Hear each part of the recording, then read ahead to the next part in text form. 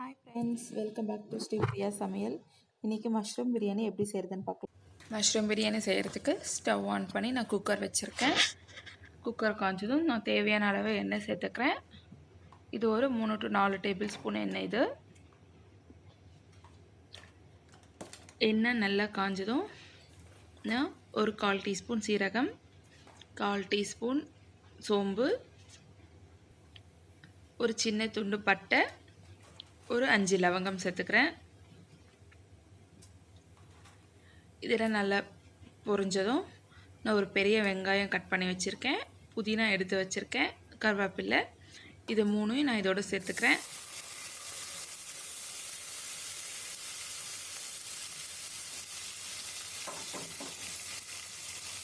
இதை நல்லா மிக்ஸ் பண்ணிடலாம்.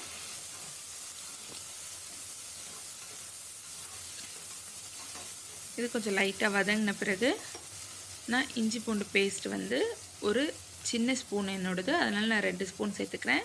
நீங்கள் ஒரு டேபிள் ஸ்பூன் சேர்த்துக்கோங்க. இதை நல்லா மிக்ஸ் பண்ணி வதக்கிடலாம்.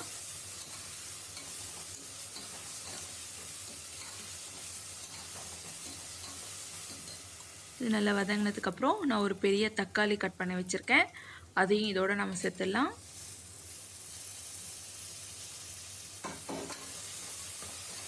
நீங்கள் இந்த ஸ்டேஜில் தூள் உப்பு சேர்க்குறீங்க அப்படின்னாக்கா இதோட உப்பு சேர்த்துக்கோங்க. நான் கல் உப்பு சேர்க்கறதுனால நான் கொஞ்சம் நேரம் கழித்து தண்ணி சேர்த்த பிறகு நான் சேர்த்துக்கிறேன்.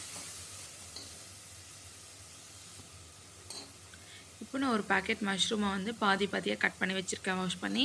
அதையும் இதோட நான் சேர்த்துக்கிறேன். இது கூட நான் 1/4 டீஸ்பூன் மஞ்சத்தூள், காரத்துக்கு ஏற்ற மாதிரி மிளகாத்தூள் சேர்த்துக்கோங்க. நான் இதில் 1.5 ஸ்பூன் மிளகாத்தூள் சேர்த்துக்கிறேன்.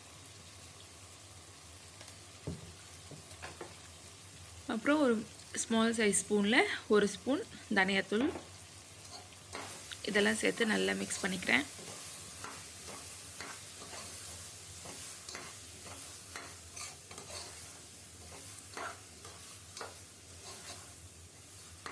நல்லா இதை மிக்ஸ் பண்ணிவிட்டு ஒரு நிமிஷம் இது நல்லா அந்த மஷ்ரூம்லேயே தண்ணி கொஞ்சம் இது ஆகும் இல்லையா, அது கொஞ்சம் இருக்கட்டும். அதுக்கப்புறம் நான் ஒரு 3 டம்ளர் பாஸ்மதி ரைஸ் ஒரு 1/2 அன் ஹவர் ஊற வச்சுருந்தேன், அதையும் நான் இதோட சேர்த்துட்றேன்.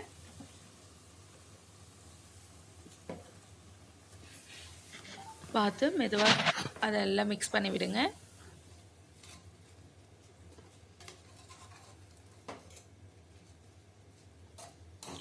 அது நல்லா மிக்ஸ் ஆகிட்டு ஒரு 2 மினிட்ஸ் இருக்கட்டும். அதுக்குள்ளே நம்ம 1 டம்ளர் பாஸ்மதி ரைஸுக்கு 1.25 டம்ளர் தண்ணி எடுத்துக்கிறேன்னா.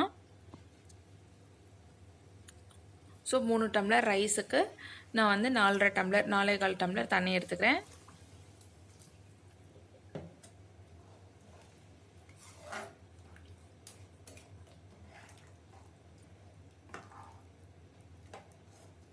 இப்போ நான் கல்லுப்பு சேர்த்துக்கிறேன்.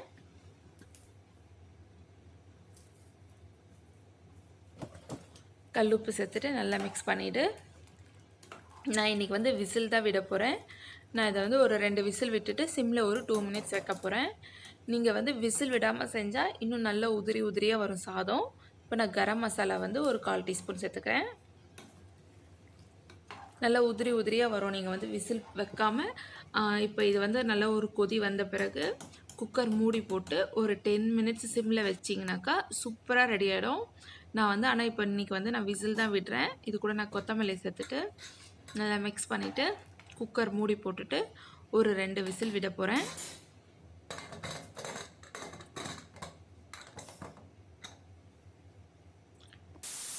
கண்டிப்பாக இந்த மாதிரி நீங்கள் செஞ்சு பாருங்கள், ரொம்ப சூப்பராக அருமையாக இருக்கும். விசில் விடாமல் செஞ்சாலும் ரொம்ப சூப்பராக இன்னும் நல்லா உதிரியாக வரும்.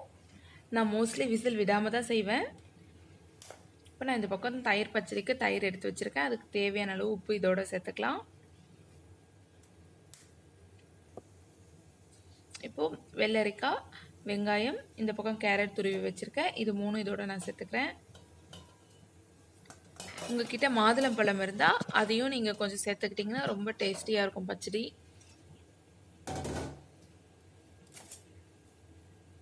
திக்காக வேணுங்கிறவங்க அப்படியே மிக்ஸ் பண்ணிக்கோங்க. கொஞ்சம் நமக்கு கொஞ்சம் தண்ணியாக வேணும் அப்படின்னா கொஞ்சம் தண்ணி சேர்த்து தயிர் பச்சடியை நல்லா மிக்ஸ் பண்ணிடலாம்.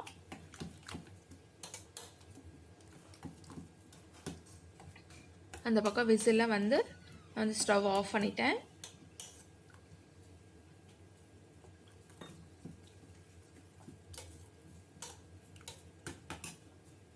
இது கூட நீங்கள் ஒரு பச்சை மிளகாய் கீரி போட்டிங்கனாலும் இன்னும் சூப்பராக இருக்கும். இந்த டம்ளரில் தான் நான் ஒரு 3 டம்ளர் எடுத்துக்கினேன் ரைஸு. இப்போ வாங்க நம்ம சாப்பாடு எப்படி ரெடி ஆகிருக்குன்னு பார்க்கலாம். ரொம்ப சூப்பராக வந்திருக்கு, குலையாமல் நல்லா வந்திருக்கு. பட் ஆனால் நம்ம மிக்ஸ் பண்ணுறப்ப தான் அது வந்து பாதி ரைஸ் வந்து உடஞ்சிரும். அதனால் பார்த்து பொறுமையாக மிக்ஸ் பண்ணுங்கள்.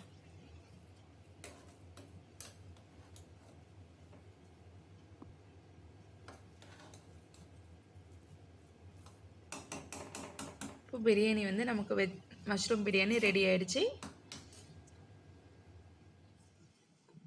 ரைஸ் எப்படி உதிரி உதிரியாக சூப்பராக வந்திருக்கு பாருங்கள். கண்டிப்பாக நீங்களும் இந்த மாதிரி செஞ்சு பாருங்கள்.